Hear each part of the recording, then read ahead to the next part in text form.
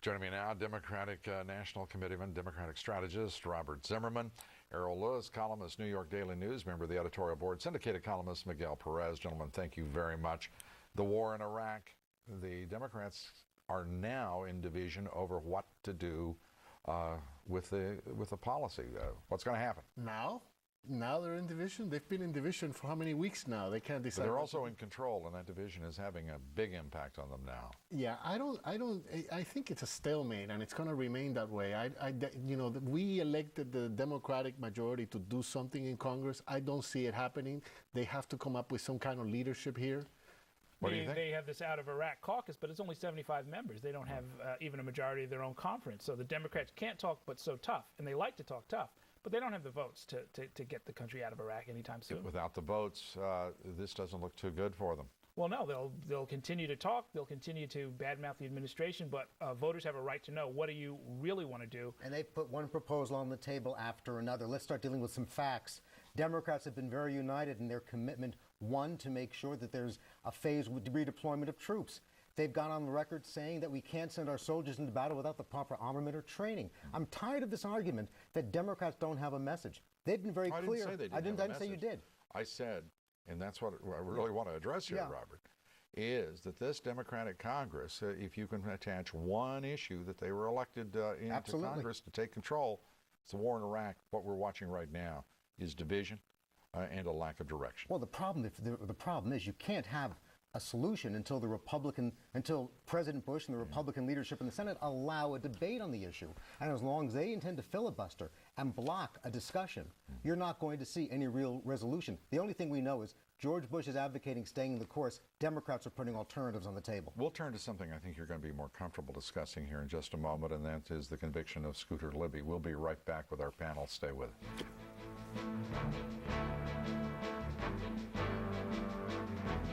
Round, round, get around, I get around, yeah, get around, round, round, I get around. If you're having trouble getting around, you need a Hover-Round power chair. I'm Tom Cruise, inventor of the Hover-Round. I'm a nurse by profession, so I know how important it is to your well-being to have a power chair that gives you independence and freedom. The freedom to get around and enjoy life again. My Hover-Round has changed everything. Get around, round, round, I get around. We say that Hover-Rounds are round for a reason, because unlike chairs with a square front, your Hover-Round allows you to maneuver easily, whether you're indoors or out. That's why I urge you to call us to find out how you can get a Hover-Round in your home. I feel very safe because of the maneuverability. Hover-Round also gives you freedom from pain. Our custom-fitted seats are designed to give you total support and comfort all day long. They're fully loaded with our exclusive pressure release system, featuring lumbar support, orange stick foam, and Comfort Ride inner spring. It's a great ride, and it didn't cost me a penny. 9 out of 10 people got their Hover-Rounds for little or no cost last year. You'll get a team of Hover-Round specialists who will help you every step of the way. I can't recommend it strongly enough. Hover-Round will make a big difference in the quality of your life. Call right now and find out how you can get a Hover-Round in your home. There's no cost, no obligation. We'll also send you a free information kit featuring a free video that shows you how Hover-Round can help you enjoy an active life again. Plus, you'll get a certificate for a free in-home test drive. You owe it to yourself to discover what thousands of Hover-Round owners are singing about. Get around, round, round, I get around. Get around, round, round. Call 1-800-749-6447 for your free phone consultation, free information kit, free video, and free test drive certificate. Call 1-800-749-6447 now. This morning, beginning at 6 a.m., get the most news in the morning. A fiery plane crash with over 100 survivors. What should you do if this happens to you? Surviving a plane crash. This morning at 6 a.m. on American Morning. Game show and rated E for everyone. GameTap offers you hundreds of the greatest video games, including Sonic, Colin McRae Racing, and Civilization 3. And now your first month is just 99 cents. Go to GameTap.com. All right, Robert Zimmerman. Scooter Libby convicted. Does he get a pardon? No, he doesn't get a pardon.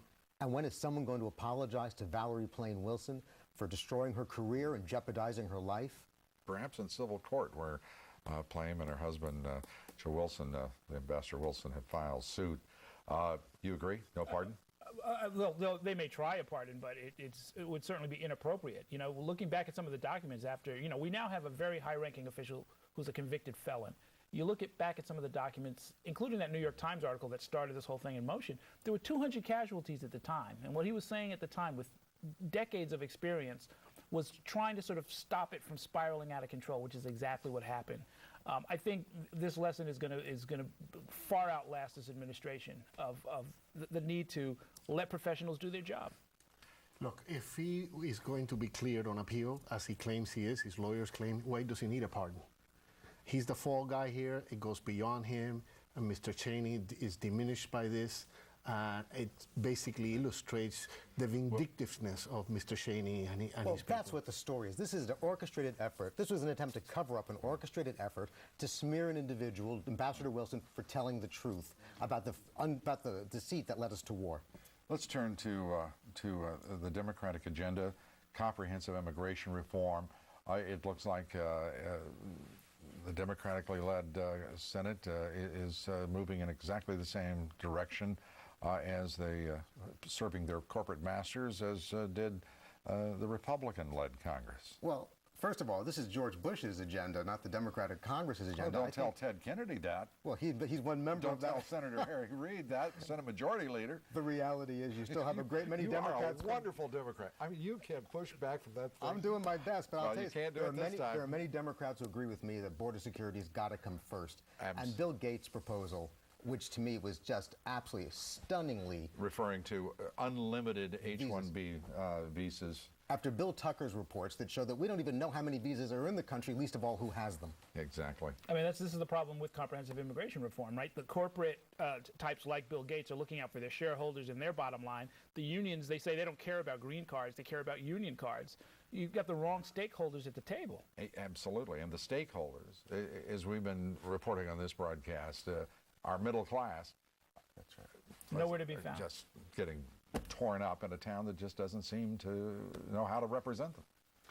I'm on the other side of this argument, as you know. I'm on which one? I'm for immigration, comprehensive so am I for immigration reform, and I don't I'm just think not we for have, illegal immigration. Well, you know, or amnesty. No, I am for a legalization plan, not for amnesty, but for a legalization plan, which is what they're proposing. Okay, we've got you on record, Miguel. Okay. We'll take it up. All right, gentlemen, thank you very much. Appreciate it. The results of our poll tonight.